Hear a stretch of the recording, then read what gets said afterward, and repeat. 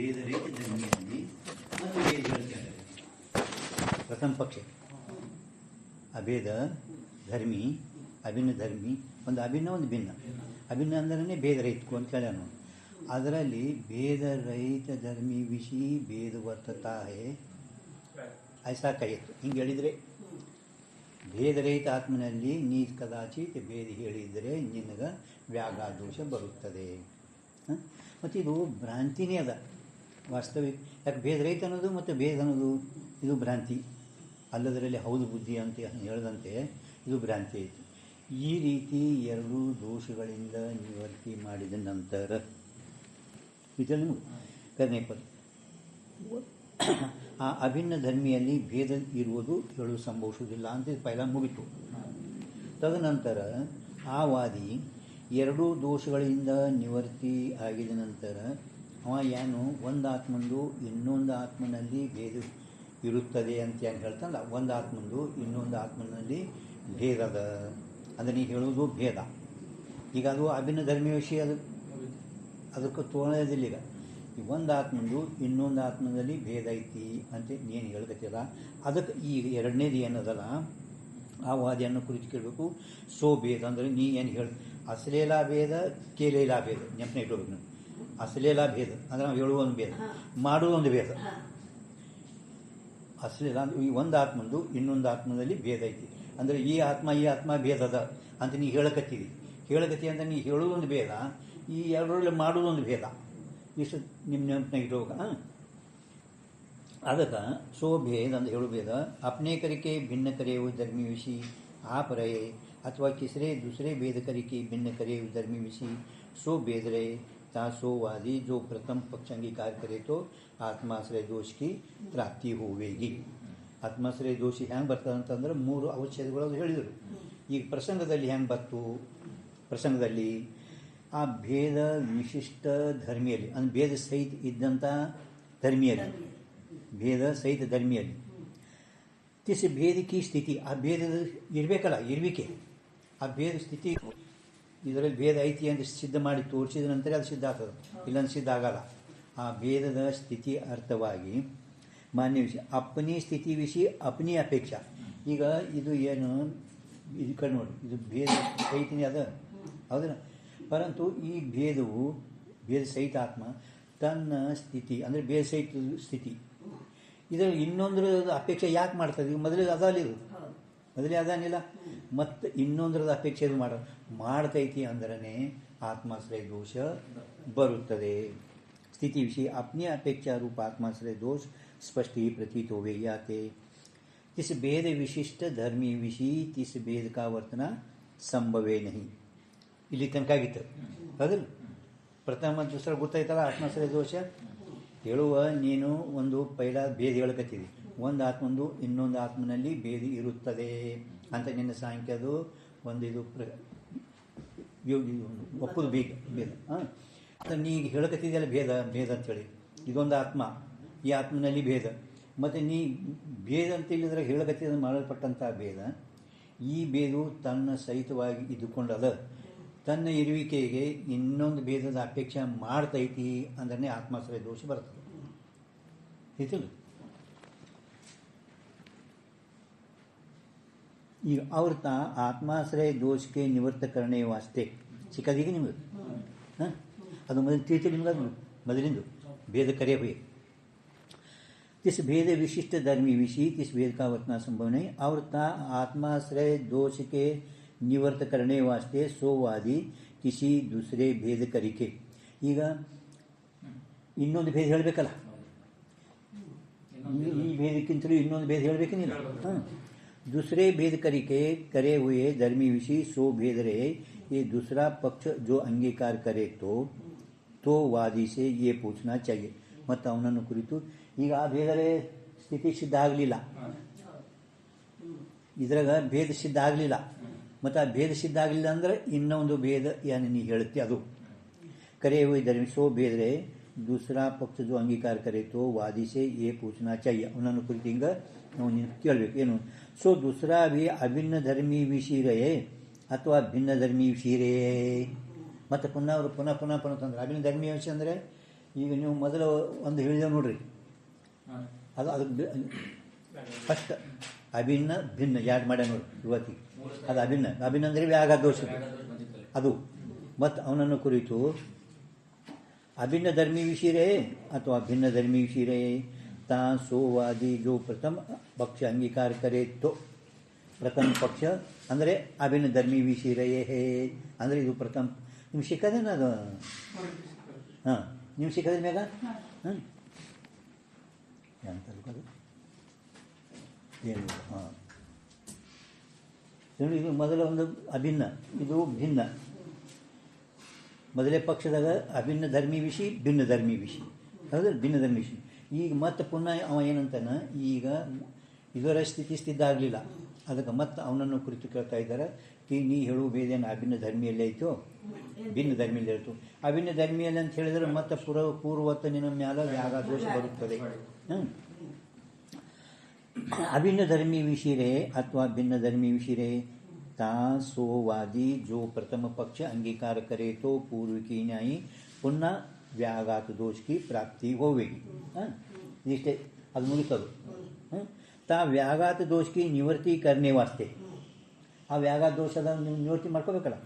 तावादी जो द्वितीय पक्ष अंगीकार करे तो द्वितीय पक्ष अंगीकार करे तो तावादी से ये पूछना चाहिए.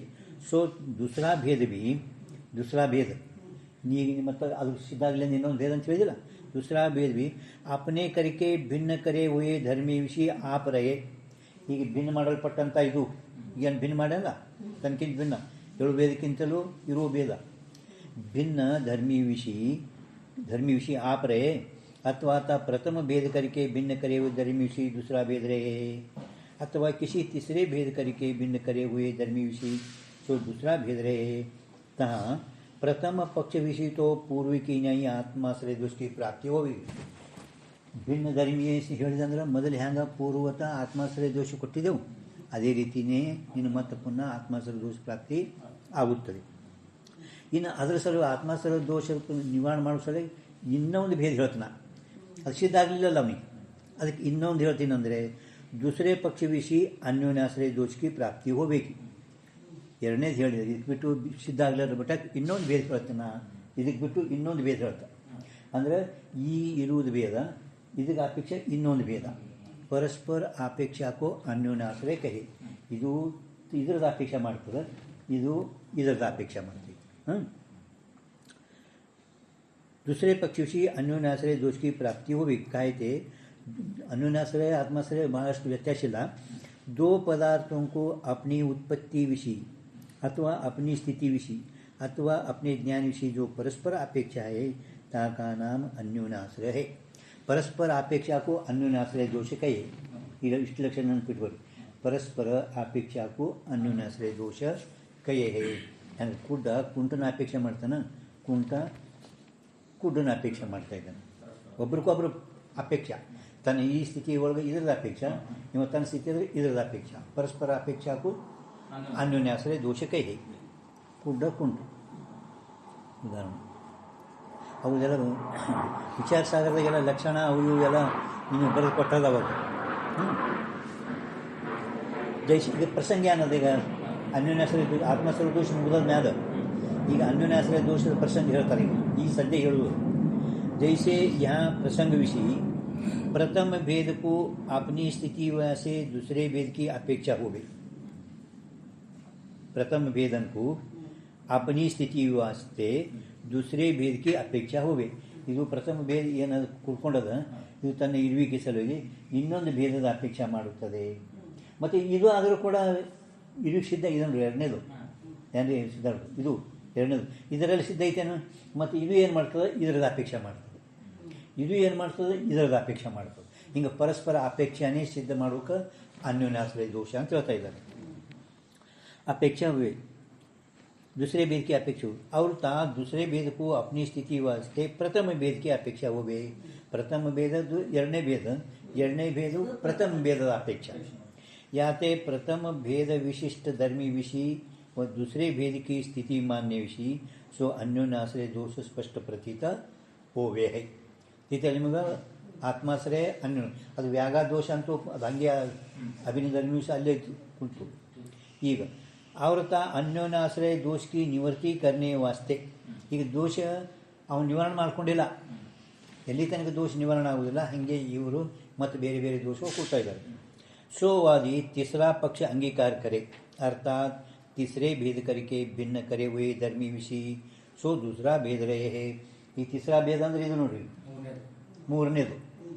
ತಿಸ್ರಾ ಭೇದ ಅಂದ್ರೆ ಮೂರನೇ ತಗೋಬೇಕು. ಇದು ಪ್ರಥಮ, ಇದು ದುಸರಾ, ಇದು ಅಪೇಕ್ಷೆ ಮಾಡ್ತೀವಿ. ಮತ್ತು ಇದರಲ್ಲೆಲ್ಲ ಸ್ಥಿತಿ ಐತೇನು, ಸಿದ್ಧ ಐತೇನು, ನಿನ್ನ ಭೇದ ಇಲ್ಲ. ಮತ್ತು ಈಗ ಮೂರನೇದು ಹೇಳಬೇಕು. ತಿಳಿಸಿದ ನೋಡ್ರಿ. सोवादी जो तीसरा पक्ष अंगीकार करे अर्थात किसी तीसरे भेद करके भिन्न करे हुए धर्मी विषय सो दूसरा भेद रहे.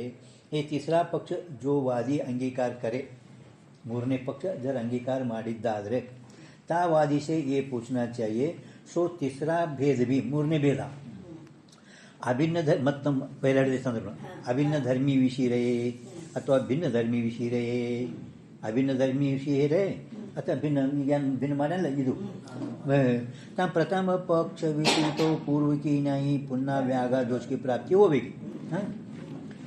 ता दोष की निवृत्ति करने वास्ते सोवादी जो द्वितीय पक्ष भिन्न पक्ष अंगीकार करे तो तावादी से ये पूछना चाहिए सो तीसरा भेद भी, ಮೂರನೇ ಭೇದ. ಎರಡನೇ ಭೇದಕ್ಕಿಂತಲೂ ಹೇಳೋದು ಅನ್ಯೋನ್ಯಾಶ್ರಯ ದೋಷ ಬರ್ತದೆ ಅಂತ ತಿಳ್ಕೊಂಡು ನಾನು ಮೂರನೇ ಭೇದ ಹೇಳ್ತೇನೆ. ಅನ್ಯೋನ್ಯಾಶ್ರಯ दोष ಬರ್ತಾ ತಿಳ್ಕೊಂಡು ನಾನು ಮೂರನೇ ಭೇದ ಹೇಳ್ತೇನೆ. तीसरा भेद भी आपने करके भिन्न करे हुए धर्मी विषय आप रहे अथवा दूसरे भेद करके भिन्न करे हुए धर्मी विषय सो तीसरा भेद रहे अथवा किसी चतुर्थ भेद करके भिन्न करे हुए धर्मी विषय सो तीसरा भेद रहे. और प्रथम द्वितीय ಪ್ರಥಮದಲ್ಲಿ ಈಗ ಪ್ರಥಮ ಹೇಳಿದರು, ಆತ್ಮಾಶ್ರಯದಾಗ ದೋಷ ಹೇಳಿದ್ರು. ಈಗ ತಿಸ್ರಾ, ಇದು ಮೂರನೇ. ಈಗ ಹೇಳುವುದು ಈಗ ಮತ್ತೊಂದು ಹೇಳಬೇಕೀಗ, ನಾಲ್ಕನೇದು ಹೇಳಬೇಕೀಗ. तीसरा भेद रहे अथवा किसी चतुर्थ भेद करके भिन्न करे हुए धर्मिशी सो तीसरा भेद रहे. तहाँ प्रथम पक्ष विषय तो पूर्व की नहीं आत्माश्रय दोष की प्राप्ति होगी. प्रथम भेद ನಾವು ಮತ್ತೆ ತೊಗೊಂಡ್ರ ಹಿಂದೆ. ಪ್ರಥಮ ಭೇದ ಹೇಳಿದಂದ್ರೆ ಆತ್ಮಾಶ್ರಯ ದೋಷ, ಎರಡನೇ ಹೇಳಿದಂದ್ರೆ ಅನ್ಯೋನ್ಯಾಶ್ರಯ ದೋಷ. ದ್ವಿತೀಯ ಪಕ್ಷ पूर्व की नहीं ಅನ್ಯೋನ್ಯಾಶ್ರಯ दोष की प्राप्ति होगी. तृतीय पक्ष विषय ತಿಥಿ ಅಂದರೆ ಈ ಮೂರನೇ ಭೇದಕ್ಕೆ ಮೂರನೇದೇನು ಹೇಳಲ್ಲ ಭೇದ, ಅದರಲ್ಲಿ ಏನೋ ಸ್ಥಿತಿ ಇಲ್ಲ. ಏನು ಸಿದ್ಧರು ಮೂರನೇ ಭೇದ ಏನು ಹೇಳಲ್ಲ, ಅದರಲ್ಲಿ ನಾವು ಸಿದ್ಧ ಆಗಿಲ್ಲ. ಅದರ ಮೂರನೇ ಭೇದ ನೀವು ಹೇಳಿದರೆ ಪಕ್ಷ ವಿಷಯ ಚಕ್ರಿಕಾ ದೋಷ ಪ್ರಾಪ್ತಿ ಹೋಗಿ. ಚಕ್ರಿಕಾ ಪಕ್ಷಿ ಅಂದರೆ ಚಕ್ರಕಿ ನ್ಯಾಯಿ ಬ್ರಹ್ಮಕಿ ಚಕ್ರಕಿ ನ್ಯಾಯಿ. ಈಗ ಏನಾಯಿತು, ಇದು ಮೂರನೇದು ಅದಲ್ಲ, ಮೂರನೇದು ಇದು ಇದ್ದುದು. ಈಗ ಪ್ರಥಮಕ್ಕೆ ದ್ವಿತೀಯ, ದ್ವಿತೀಯದು ತೃತೀಯ, ತೃತೀಯದು ಮತ್ತು ಪುನಃ ಪ್ರಥಮ ತಿರುಗೋದು. ಪ್ರಥಮಕ ದ್ವಿತೀಯ, ದ್ವಿತೀಯಕ ತೃತೀಯ, ತೃತೀಯಲ್ಲಿ ಸಿದ್ಧ ಆಗ್ಯದೇನು ಇಲ್ಲ. ಮತ್ತು ತೃತೀಯ ಏನು ಮಾಡ್ತದೆ, ಪ್ರಥಮದ ಅಪೇಕ್ಷೆ ಮಾಡ್ತದೆ. ಪ್ರಥಮ ದ್ವಿತೀಯದು, ದ್ವಿತೀಯದು ತೃತೀಯದು, ಮತ್ತು ತೃತೀಯದು ಮತ್ತು ಪ್ರಥಮದು ಮತ್ತೆ ಕಡೆ ಹೊಳೆ ಬಂದರೆ ಇದು ಚಕ್ರಿಕಾಪತ್ತಿ. ಭ್ರಮಣ ಏನು ಸಮಸ್ಯೆ ತಿರುಗಿಸ್ತಾರೆ ಚಕ್ರ, ಆ ಚಕ್ರದಂತೆ ಇದಕ್ಕೆ ಚಕ್ರಿಕಾಪತ್ತಿ ದೋಷ ಅಂತ ಇದ್ದಾರೆ. ಹಾಂ, ಲಕ್ಷ್ಮೀ ಚಕ್ರಿಕಿ ನ್ಯಾಯಿ ಭ್ರಮಣ ಬರ್ಕೊಂಡ್ರೆ ನೀವು ಮೊದಲು ವಿಚಾರಸಾಗರ 6ನೇ ತರಂಗಳು ಅವು. ವಿಚಾರಸಾಗರ ಚಕ್ರಕಿ ನ್ಯಾಯ ಭ್ರಮಣ ಅಂತ ಅಂದ್ಕೊಂಡು 6ನೇ ತರಂಗಳು ಅವ್ರು ಹೇಳಿತೇವೆ ಎಲ್ಲ ಲಕ್ಷಣಗಳು. ಅದರಾಗಿಲ್ಲ ಇಲ್ಲ, ಇವರು ಇದ್ರಾಗ ನೋಟ್ಬುಕ್ದಾಗ ಬರ್ಕೊಂಡಿದ್ರು. ಅಥವಾ ಹಿಂದಿನ ನಿಮ್ಮಲ್ಲಿ ನ್ಯಾಯಪ್ರಕಾಶ ಇದೆ, ನ್ಯಾಯಪ್ರಕಾಶ ಇಲ್ಲ.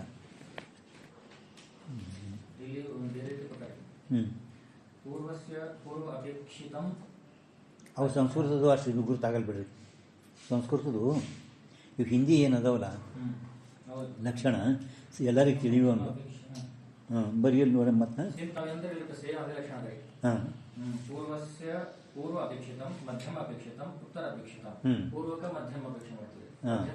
ತೃತೀಯ, ತೃತೀಯ ಮತ್ತು ಪ್ರಥಮ. ಪ್ರಥಮ ಅದೇ ಚಕ್ರಕಿ ನ್ಯಾಯ ಭ್ರಮಣ, ಚಕ್ರಕಿ ನ್ಯಾಯ ಭ್ರಮಣ ಸೊ ಚಕ್ರಿಕಾಪತ್ತಿ. ಹಾಂ, ಅದು ವಿಚಾರಸಾಗರ ತಂದಿಲ್ಲ ಈ ಸರ್ತಿ. ಅದು ವಿಚಾರಸಾಗರದಾಗ ಎಲ್ಲ ಈ ಲಕ್ಷಣ ಇಲ್ಲ ಅಂತೇಳಿ ಎಲ್ಲ ಆಯಾ ಪ್ರಸಂಗದಾಗ ಅಲ್ಲಿ ಬರ್ತದೆ. ಯಾಕಂದ್ರೆ ಅಲ್ಲಿ ಬಂದದಲ್ಲಿ ಈಗ 3 ಸೆಕೆಂಡ್ ಟಿಪ್ಪಣಿ ಈಶ್ವರ ಅನೇಕ ಅಂತಿದ್ರೆ. ಹಾಂ, ತಿಳಿತಲ್ಲ ಈಗ ನಿಮ್ಗೆ ಇದು ಚಕ್ರಿಕಾಪತ್ತಿ ದೋಷ ತಿಳಿತಲ್ಲ. ತಿಳಿತಲ್ಲ ಮ್ಯಾಗ ಚಕ್ರಿಕಾಪತ್ತಿ ದೋಷ ಅಂದ್ರೆ ಪ್ರಥಮಕ್ಕೆ ದ್ವಿತೀಯ ಅಪೇಕ್ಷೆ, ದ್ವಿತೀಯದು ತೃತೀಯ ಅಪೇಕ್ಷೆ ಮಾಡಿ, ತೃತೀಯದು ಮತ್ತು ಪುನಃ ಪ್ರಥಮದೇ ಅಪೇಕ್ಷೆ. ಹಿಂಗೆ ಚಕ್ರದಂತೆ ತಿರುವುದಕ್ಕೇನೆ ಚಕ್ರಿಕಾಪತ್ತಿ. ಹಾಂ, ಚಕ್ರಿಕಾ दोष की प्राप्ति होगी.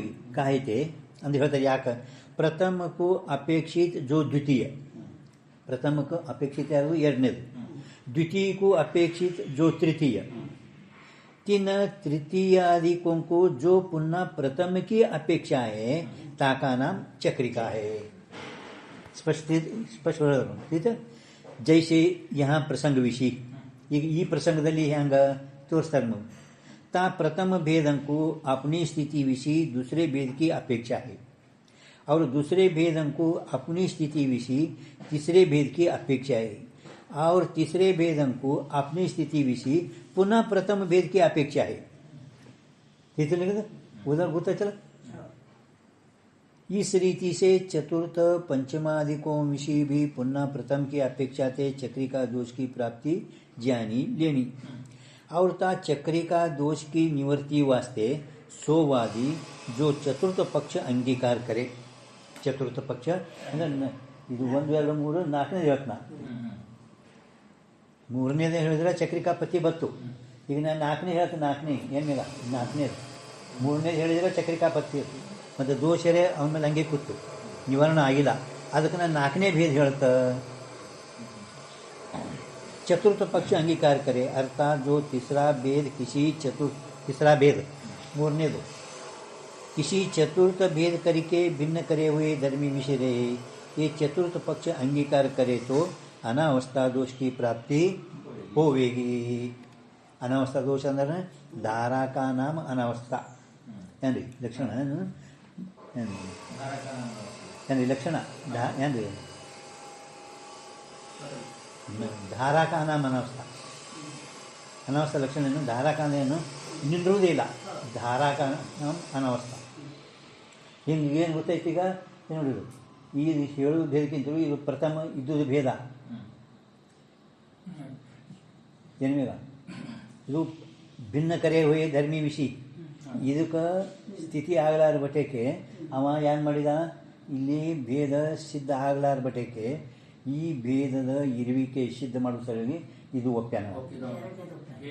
ಹಾಂ, ಮತ್ತು ಇದು ಒಪ್ಪದೆಯಪ್ಪ ಅಂದ್ರೆ ಇದರದ ಸಿದ್ಧ ಇರುವಿಕೆ ಸಲ ಇದ್ರದ್ದು ಅಪೇಕ್ಷೆ, ಇದು ಇದ್ರದ್ದು ಅಪೇಕ್ಷೆ ಮಾಡ್ತು.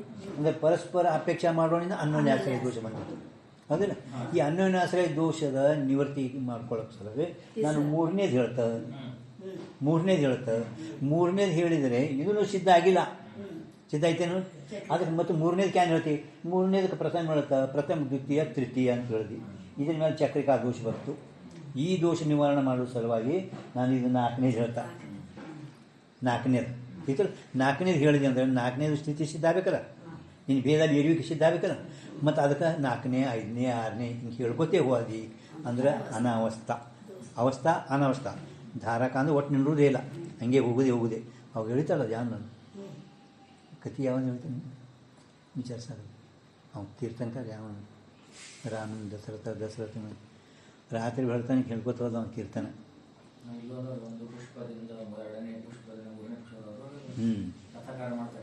ಅದೇ ಕೀರ್ತನಕಾರ ಒಂದು ಊರಾಗ ಕೀರ್ತನೆ ಮಾಡ್ತೇಳಿ ಬಂದ. ಅಂದ ಊರಾಗ ಒಂದು ಕೆಲವು ರಾಮಾಯಣ ಅಂತ ಕೇಳಿದ್ರು. ರಾಮ ತಂದೆಯಾರು ಅವ್ನು ಕೀರ್ತನೆ ಮಾಡ್ತಾನೆ. ರಾಮಾಯಣ ಮೇಲೆ ಇವತ್ತು ಕೀರ್ತನೆ ಮಾಡ್ತಾನೆ. ರಾಮನ ತಂದೆಯಾರು ದಶರಥನ ತಂದೆಯಾರು ಅದು ಹೇಳ್ದ. ಅವನ ತಂದೆಯಾರು ಅವ್ನಿಗೆ ಹೇಳಿಕೆ ಬರಲಿಲ್ಲ. ನಿಮಗೆ ದಸರನ ತಂದೆ ಹೆಸರು ಗೊತ್ತಿಲ್ಲ ಮತ್ತು ರಾತ್ರಿ ಕೀರ್ತನೆ ಹೋಗಿರ್ತಾನೆ. ಅದೆಲ್ಲ ಗಬಾಳ ತೊಗೊಂಡು ಹಕ್ಲಾಸಿ ಬಿಟ್ರು. ಅದಕ್ಕೆ ಅದು ಹೊಂಟಿತ್ತು. ಆ ಕಡೆ ಮುಂದೆ ಒಬ್ಬ ಚತುರ ಬ್ರಾಹ್ಮಣ ಹೊಂಟಿದ್ರು, ಬಿರ್ಬಲ್ ಅಂತವ, ಕಾಳಿದಾಸನಂತವ. ಯಾಕೆ ಕೀರ್ತನಕಾರ ಹಿಂಗೆ ಹೊಂಟಿದ್ರೆ ಯಾವ್ರಿಗೆ ಹೋಗಿದ್ದೀಯ ಮತ್ತು ಹಿಂಗೆ ಯಾಕೆ ಉದಾಸೀನ ಕಾಣಿಸಲ್ಲ. ಅದ್ರ ರಾಮಾಯಣ ಹೇಳ್ಬೇಕಂತೇಳಿ ಹೋಗಿದ. ಮತ್ತು ಅಲ್ಲಿ ಕೆಲವು ಮಂದಿ ಭಾಳ ಬೆರಿಕಾರ ಹೋಗಿ ಮಂದಿ ನನಗೆ ಕೇಳಿದ್ರು ರಾಮನ ತಂದೆ ಯಾರು, ದಸರಥ ತಂದೆನೂ ಹೇಳಿದ್ರು. ಮತ್ತು ಅವ್ರ ತಂದೆ ಕೇಳಕತ್ತೆ ನನಗೆ ಹೇಳಿಕೆ ಬರಲ್ಲ ಅಂದ್ರೆ ನನಗೆ ಗಬಳ ತೊಗೊಂಡು ಹಕ್ಲಾಸ್ಬಿಟ್ರು. ನಾನೇನು ದಶರಥನ ತಂದೆ ಹೆಸರ ಏಕೋಜಿ, ಅವ್ರ ತಂದೆ ಹೆಸರ ದೋನೋಜಿ, ತೀನೋಜಿ. ಹೊತ್ತು ತೊಗೊಂಡ್ಲತ್ತ 100 ಜಿ ಹೇಳಲ್ಲ. ಅವ್ರಿಗೆ ಹೆಂಗೆ ಗುರ್ತದೇನು? ಅವ್ರಿಗೆ ಗುರ್ತಲ್ಲ, ಸುಮ್ ಕೇಳ್ತಾವು. ಅವ್ರಿಗೇನ ಗುರ್ತಾನು ಈ ತೀನೋಜಿ ಚೌನೋಜಿ ಹಿಂಗೆ ಹೇಳ್ಕೊತ ಹೋಗಿ ಅವ ಮತ್ತೊಮ್ಮೆ ಬಂದು ಹೇಳ್ತತ್ತ ಹೇಳೋಣ. ಯಾಕೆ ಕಲ್ತು ಬಂದು ಹುಷಾರದನಂತ ಅಂದರೆ ಹಿಂಗೆ ಹೇಳ್ಕೊತ ಹೋಗೋದು, ಒಟ್ಟು ನಿಂದ್ರೋದಿಲ್ಲ. ಹಿಂಗೆ ಧಾರಾಕಾನ ಅನಾವಸ್ಥಾ ತಿಳಿತಾ.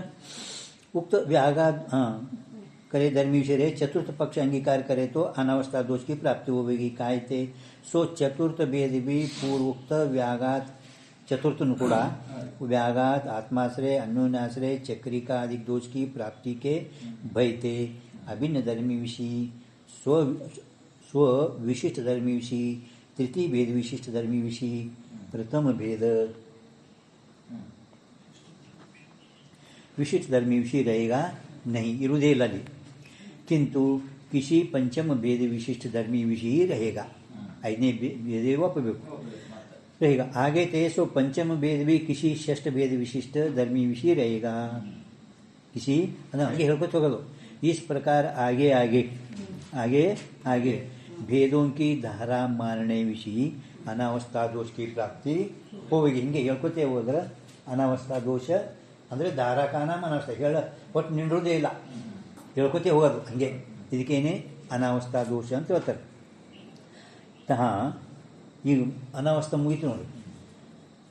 ಅಂದ್ರೆ ಅನಾವಸ್ಥಾ ಇಲ್ಲಿ ಪ್ರಾಗಲೋಪ ಅಂದ್ರೆ ಯಾನ್ ಹೇಳಕತ್ತೇನೆ ಮೊದಲು ಭೇದ, ಮೊದಲೊಂದು ಹೇಳೇನಿಲ್ಲ ಭೇದ ಹೇಳಕತ್ತೇನೆ.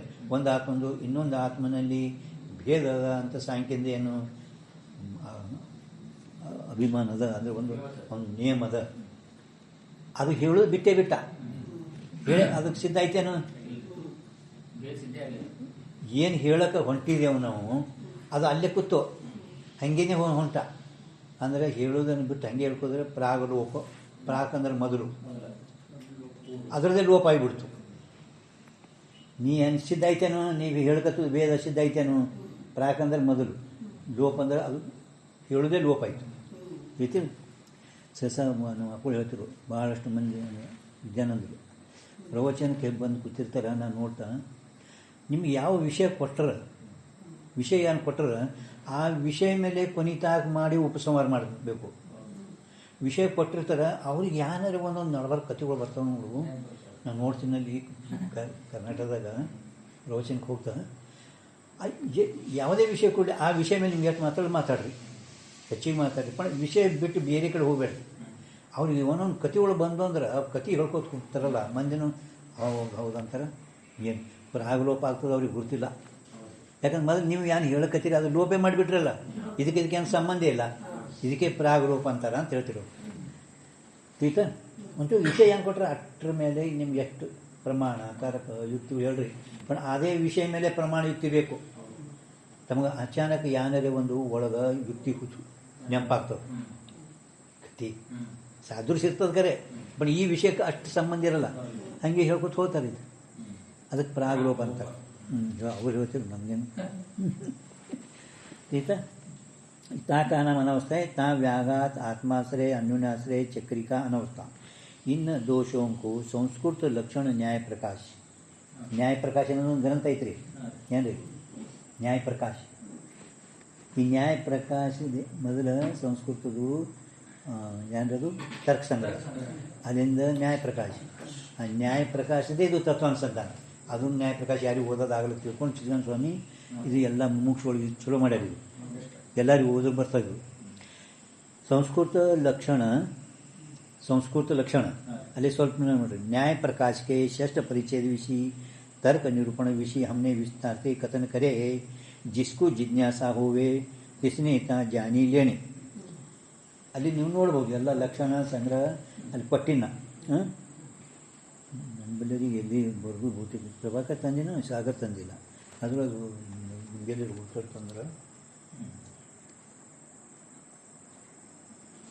न्याय प्रकाश.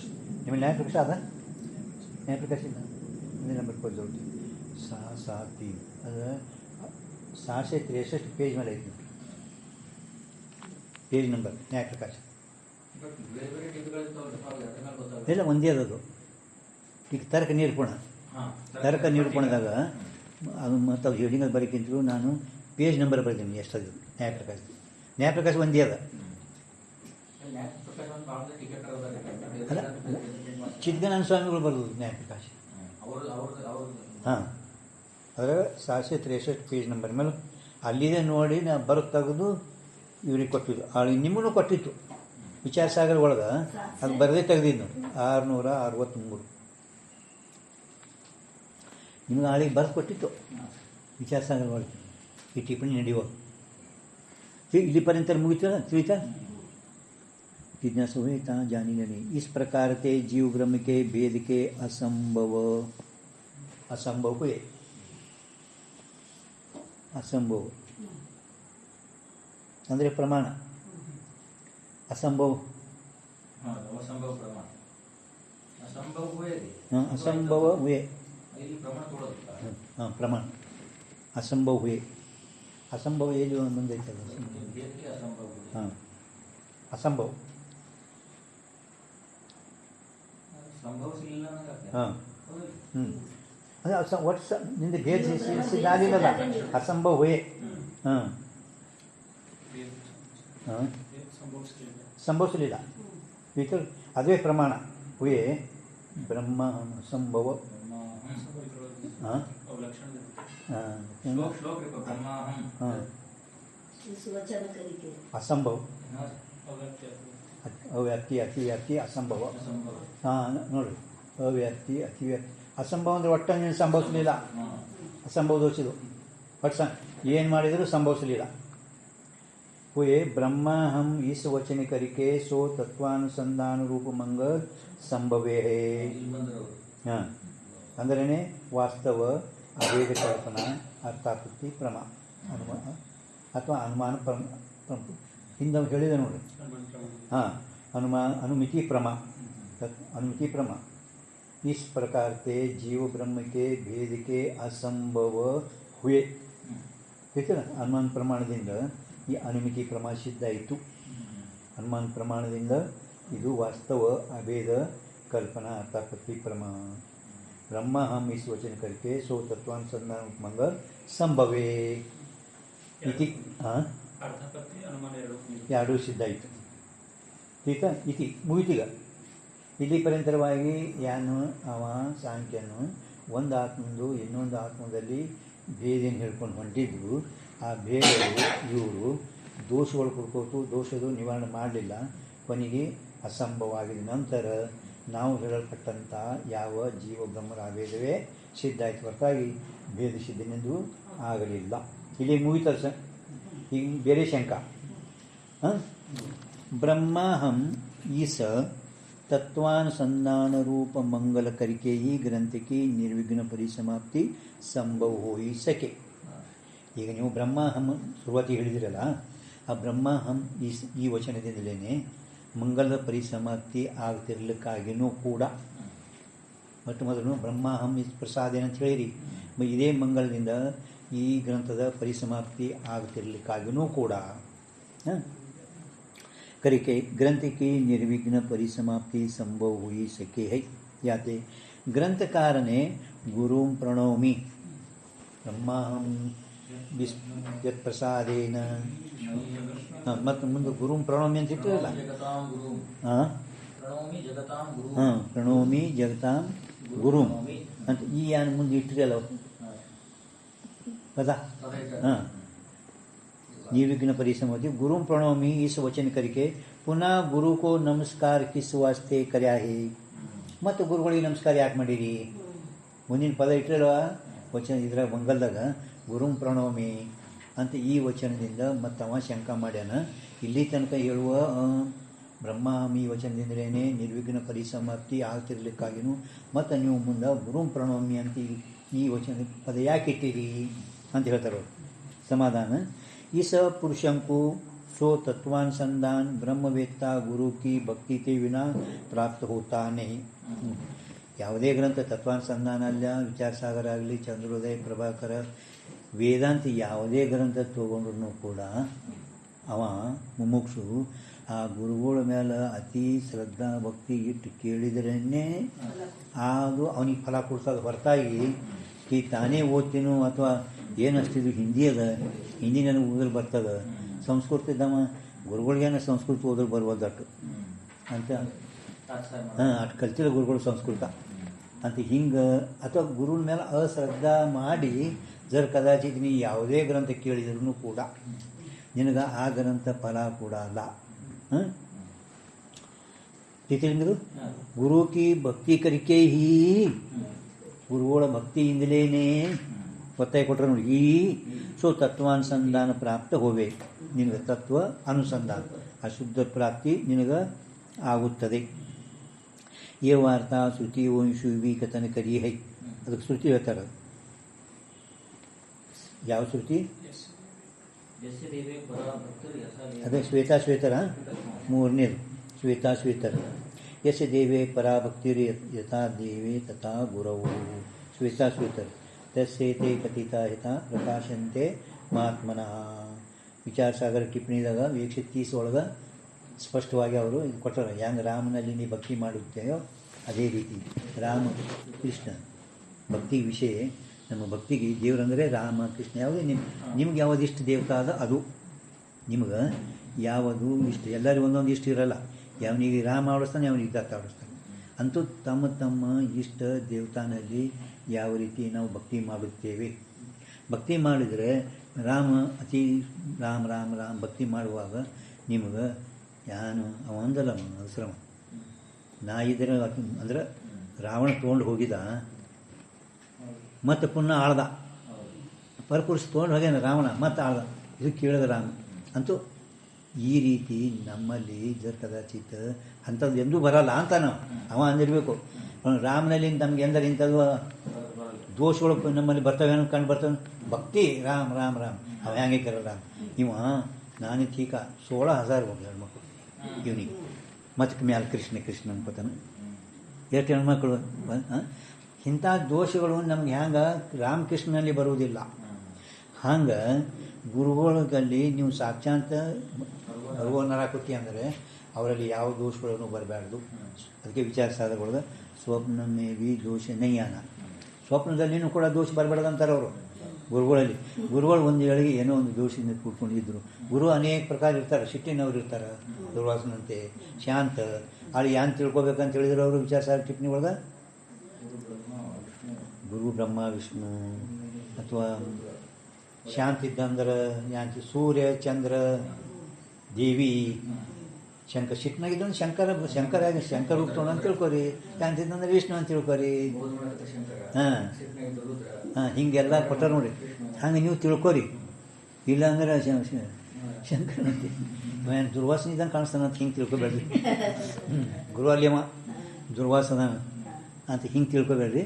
ಕಿಂತು ಅವನಂತೆ ಯಾವ ರೀತಿ ನಾವು ತಿಳ್ಕೊಬೇಕು ಅಂದರೆ ನಮ್ಮ ಹಿತ ಸಲುವಾಗಿ ತಿಳ್ಕೊಳ್ಳೋದು ಅದೆಲ್ಲ. ನಿಮ್ಗೆ ಜ್ಞಾನ ಆಗಬೇಕಲ್ಲ, ಜ್ಞಾನ ಆಗಬೇಕಾದ್ರೆ ತಿಳ್ಕೊ. ಇಲ್ಲಾಂದ್ರೆ ವಿಪರೀತ ತಿಳ್ಕೊಂಡ್ರೆ ಅಂದ್ರೆ ಎಂದೆಂದು ಜ್ಞಾನ ಆಗ.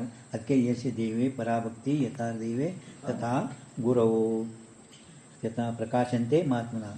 जिस अधिकारी पुरुष की परमात्मा देव विषय परम भक्ति होवे परमात्मा देव विषय परम श्रेष्ठ भक्ति होवे इरोದು और जैसी परमात्मा देव विषय परम भक्ति होवे तैसी ही जबी ब्रह्मवेत्ता गुरु विषय परम भक्ति होवे. ಅದರಂತೆ ಆ ಗುರುಗಳಲ್ಲಿನೂ ಕೂಡ ನೀವು ಪರಮ ಭಕ್ತಿ ಇಟ್ಟರನ್ನೇ परम भक्ति होवे तैसा ही गुरु विषय परम भक्ति होवे तभी ही हिंग भक्ति इट्टरने जिस महात्मा अधिकारी पुरुषों को ये वेदांत प्रतिपादित जीव ब्रह्म का एकत्वादि रूप अर्थ बुद्धि विषय प्रकाशमान होवे. प्रकाशमान अंद्रेनु निಮಗೆ ಅಭೇದ ಜ್ಞಾನ ನಾನೇ ಬ್ರಹ್ಮ ಅಥವಾ ಅಹಂ ಬ್ರಹ್ಮಾಸ್ಮಿ ಕೇಳಿದ್ರೆ ಎಲ್ಲ ಗುರುಗಳ ಕಡೆ ವಾಕ್ಯ ಉಪದೇಶ. ಎಷ್ಟು ಮಂದಿಗೆ ನಾನೇ ಬ್ರಹ್ಮ ಇದ್ದೀನಂತ ನಿಶ್ಚಯವಾಗಿ ಜ್ಞಾನ ಆಗ್ಯದ? ಇಲ್ಲ, ಆಗಿಲ್ಲ. ಯಾಕೆ ಅವರಿಗೆ ಅಟಲ್ ಶ್ರದ್ಧಾ ಇಲ್ಲ. ಅದಕ್ಕೆ ನೀವು ಅವ್ರ ಗುರುಗಳ ಮೇಲೆ ಅಟಲ್ ಶ್ರದ್ಧಾ ಇಟ್ಟರೆ ಅಂದ್ರೇ ಆ ಯಾವ ಜೀವ ಬ್ರಹ್ಮರ ಅಭೇದ ಅಂದ್ರೇ ನಿಮಗಾಗುವ ಅಹಂ ಬ್ರಹ್ಮಾಸ್ಮಿ ನಾನೇ ಬ್ರಹ್ಮ ಇದ್ದೇನು ಇದು ದೊಡ್ಡ ಅಪರೋಕ್ಷ ಜ್ಞಾನ ಆಗಬೇಕಾಗಿದ್ರೆ ಗುರುಗಳು ಏನು ಹೇಳ್ತಾರೆ ಅದು ನಿಶ್ಚಯ. ಕಬೀರನಂತೆ एकत्वादि रूप अर्थ बुद्धि विषय प्रकाशमान होवे है. ता गुरु भक्ति ते रहित पुरुषों को ते वेदांत प्रतिपादित अर्थ कदाचित भी प्रकाशमान होते नहीं. कदाचित भी ಅವನಿಗೆ ಒಟ್ಟ ಅದು ಬುದ್ಧಿಯಲ್ಲಿ ವಿಪರೀತ ಆತದ ಹೊರತಾಗಿ ನಿಶ್ಚಯವಾಗಿ ಆಗುವುದೇ ಇಲ್ಲ. ನೈತಿ इस श्रुति ने ता गुरु भक्ति को ता तत्वानुसंधान के प्रति अंतरंग साधनता कथन करिए गुरु भक्ति ಇದು ಈ ತತ್ವಾನುಸಂಧಾನ ಗ್ರಂಥದಲ್ಲಿ ನಾವು ಅಂತರಂಗ ಸಾಧನ ಅಂತ ಹೇಳ್ಕೊಂಡು ಬಂದಿದ್ದೇವೆ ಕಥನ ಕರಿಯೇ या कारणते ही ग्रंथकार ने सो गुरु का नमस्कार रूप भक्ति यहाँ करिए ग्रंथकರ್ತರು ಗುರುಮಿ ಪ್ರಣಾಮಿ ಅಂತ ಹೇಳಿದೆವಲ್ಲ ಗುರು ಪ್ರಣಾಮಿ ಗ್ರಂಥಕರ್ತರು ಗುರುಗಳ ನಮಸ್ಕಾರ ರೂಪ ಈ ಭಕ್ತಿಗೆ ಹೇಳ್ಕೊಂಡು ಬಂದಾರ ಇತಿ ಪ್ರಥಮ ಶ್ಲೋಕ ವ್ಯಾಖ್ಯಾ ಇಲ್ಲಿ ಪರ್ಯಂತರವಾಗಿ ನಾವು ಯಾನು ಪ್ರಥಮ ಶ್ಲೋಕ ಏನದ ಪ್ರಥಮ ಶ್ಲೋಕ ಏನದ ಅಂದ್ರೆ प्रसादेन मयि विश्वं प्रकल्पितं प्रकाश जगतां देहो नाम ಏನದಲ್ಲ ದೇಹೋ ನಾಮ ಇದು ಎರಡನೇ ಶ್ಲೋಕ ದೇಹೋ ನಾಮ ಏನದಲ್ಲ ಇದು ಎರಡನೇ ಶ್ಲೋಕ ಎರಡನೇ ಶ್ಲೋಕದ ನಾಳೆ ಬರೋಣ ಚಾಲು ಮಾಡೋಣ